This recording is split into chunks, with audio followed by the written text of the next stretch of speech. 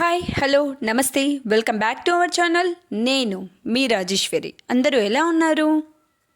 ఈరోజు మనం ఈ వీడియోలో హయగ్రీవ స్వామి గురించి తెలుసుకుందాం. జ్ఞానం ఆనందం మూర్తీభవించిన మహనీయుడు హయగ్రీవుడు. ఈయన చతుర్భుజ మూర్తి అంటే 4 చేతులు కలవాడు అని అర్థం.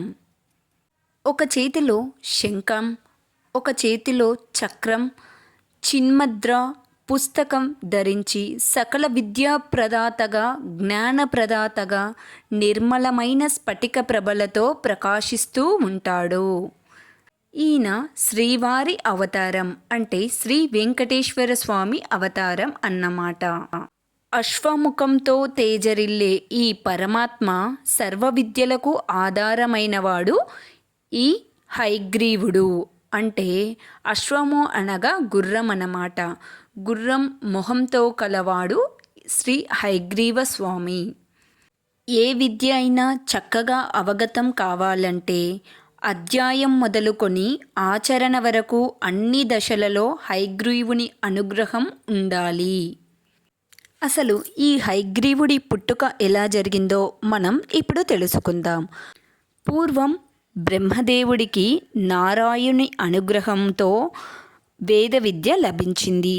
ఆ విద్యతో బ్రహ్మ సృష్టి రచన చేయబోతుండగా ఒక రాక్షసులు బ్రహ్మ వద్ద నుండి వేదాలను దొంగలించి సముద్ర గర్భంలో దాచారట. విద్యారూపులైన వేదాలను రాక్షసుల బారి నుండి తప్పించడం కోసం బ్రహ్మ శ్రీహరిని ప్రార్థించాడంట. అంతే, హరి హయగ్రీవుడై సాక్షాత్కరించి వేదాలను రక్షించాడట. అలాగే ఇందులో మరొక మర్మం కూడా ఉందండి.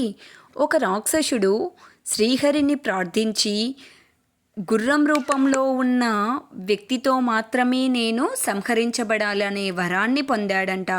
అందుకే స్వామివారు ఈ రూపంలో అవతరించి వేదాలను రక్షించి ఇలా ఆ రాక్షస సంహారాన్ని చేయడం జరిగింది. సకల విద్యా ప్రాప్తి కొరకు హయగ్రీవుని మంత్రాన్ని మనం రోజు జపించడం వలన విద్యా ప్రాప్తి లభిస్తుంది. జ్ఞానానందమయం దేవం నిర్మల స్ఫటికాకృతం ఆధారం సర్వ విద్వానాం హయగ్రీవముపాస్మహే.